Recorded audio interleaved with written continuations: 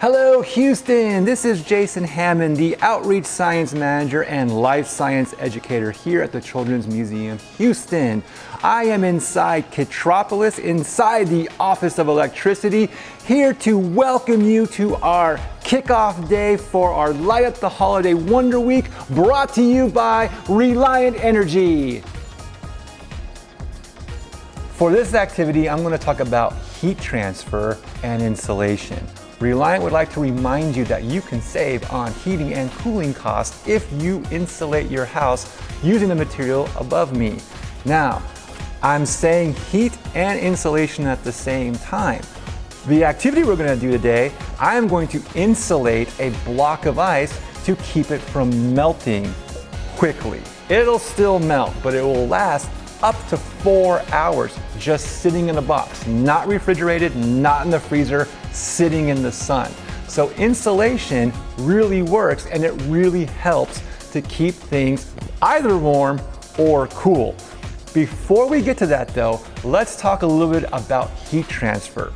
The three ways in which heat is transferred is conduction, convection, and radiation. Conduction is probably the easiest heat transfer for us to understand. It's the heat transfer when two objects touch one another.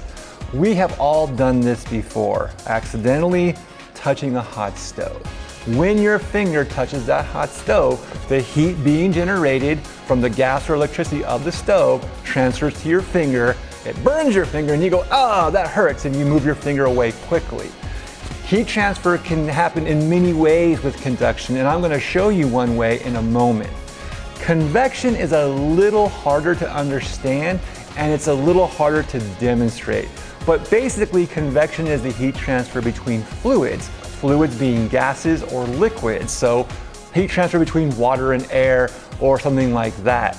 Now, in convection, that's how we get weather patterns. You have warm air rising and cooler air lowering, and you get clouds and you get tornadoes and you get rainstorms and all that good stuff. So convection is what causes our weather patterns. Now, radiation is probably the heat transfer that we see the most, quote unquote, because it's basically when heat's transferred when objects don't touch one another. So think about it this way. The sun, it's 93 million miles away, but every day it's heating up our planet. The main activity I'm going to show you today is to show you how insulation can protect a block of ice from the radioactive energy of the sun. Now, the first thing I want to show you is a very simple and fun experiment, if you will, of heat conduction using these two blocks. Now, before we use these two blocks, I have to run and grab myself some ice. So give me one moment. I got my bag of ice. Let's do the experiment. These blocks here are called ice melting blocks. They are made of different materials. I am not going to tell you what the materials are yet. We'll do that at the end of the experiment. But what I do want to show you, or tell you because I can't really show you, is that this block is much colder than this block. Now, these ice blocks aren't hard to find. You can find them on Amazon. So if you're able to get some, that's one of the first things you want to do. You want to feel them and feel their temperature, okay? So what you want to ask yourself after that is this: will the cold one melt the ice faster or slower? Will the warm one melt the ice faster or slower? So you're giving yourself a question, a scientific question, a hypothesis to see. What you do next then is just grab a piece of ice for each block and you put them on. Ice can be slippery. And look, almost immediately, the colder ice block is melting the ice. The warmer ice block, nothing is happening. So you might be asking yourself, why is the colder ice block melting it quicker than the warmer ice block, which isn't really melting it at all? It's because of what they're made of. The colder ice block is made of metal. It's aluminum. It conducts heat much better than the warmer ice block, which is made of wood.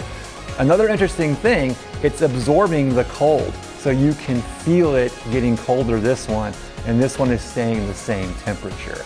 So just because something is colder, the temperature is colder, doesn't mean it doesn't conduct heat better. As we can see, this metal is definitely conducting the heat better and transferring the heat better. Now, I don't have any idea when the wood one's going to start to melt because it's doing absolutely nothing, so we're not going to worry about that. But it's a really fun experiment, and it's cool to see conduction in action.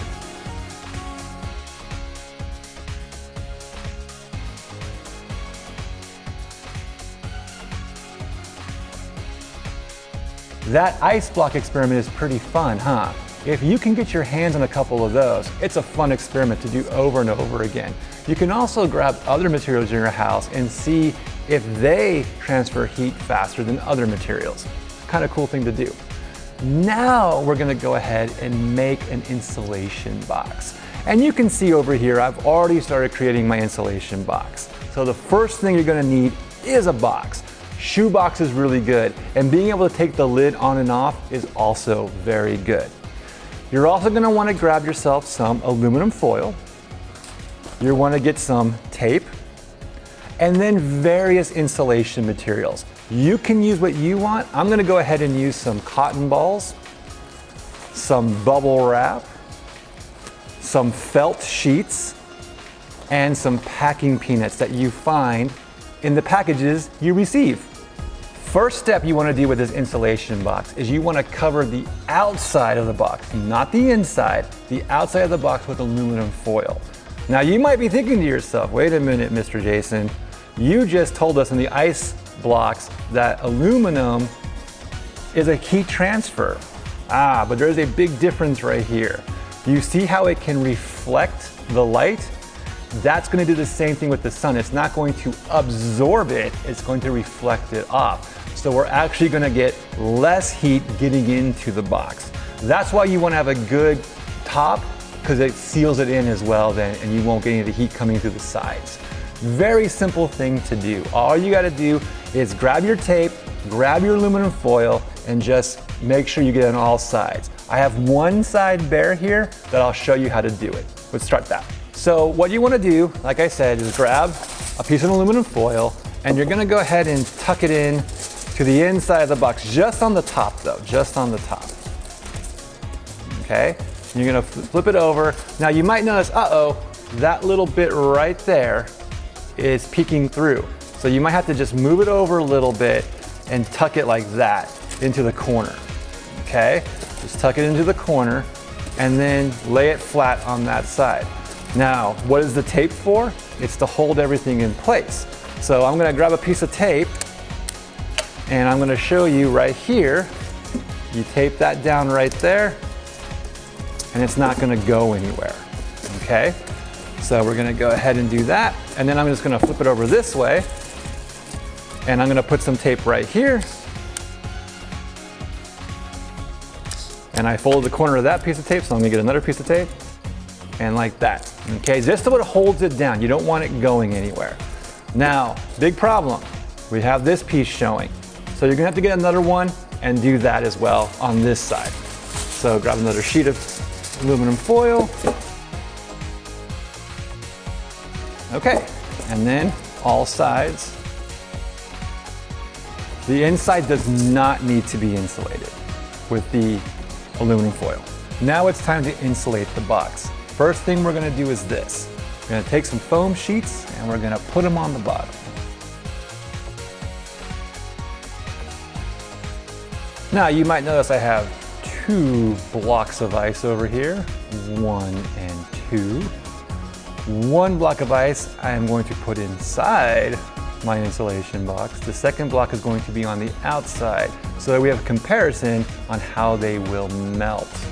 Now before I put my block of ice into the box, I'm going to cover it with some insulation as well using these foam sheets. So I'll have to go ahead and use this one. I'm just going to put one around like that and one around like that. I'm going to put it on the inside just so I have something around it, covering it up a little bit on both sides. Then I'm going to get some more. I'm going to put it around like that. I'm going to put it around like that. There we go. Now you might be saying to yourself, well, of course, Mr. Jason, this isn't going to melt as quickly because you're wrapping it up.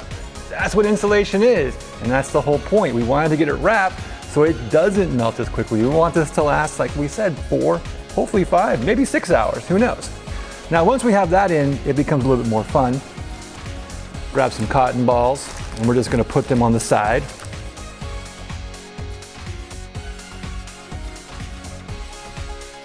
Then I'm gonna get some bubble wrap.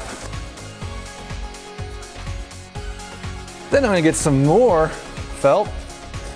Put that inside. And then finally, I'm gonna throw some of these packing peanuts in, just on the top. And then, to end this, we're going to put the top on. Nice and secure. So now we're gonna take our insulation box and our uncovered block of ice and put them into a sunny spot for 4 hours. I have a timer here which is gonna keep time, and every hour or so, I'm gonna walk over, open up the insulation box, and compare the ice inside to the ice outside.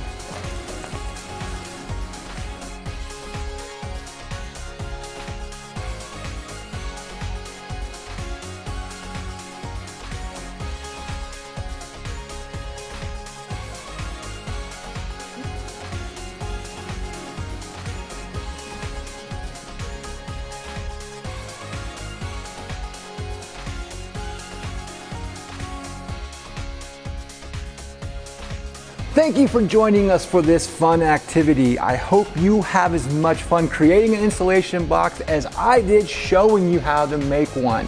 Let's once again thank Reliant Energy for allowing me to show you this science activity.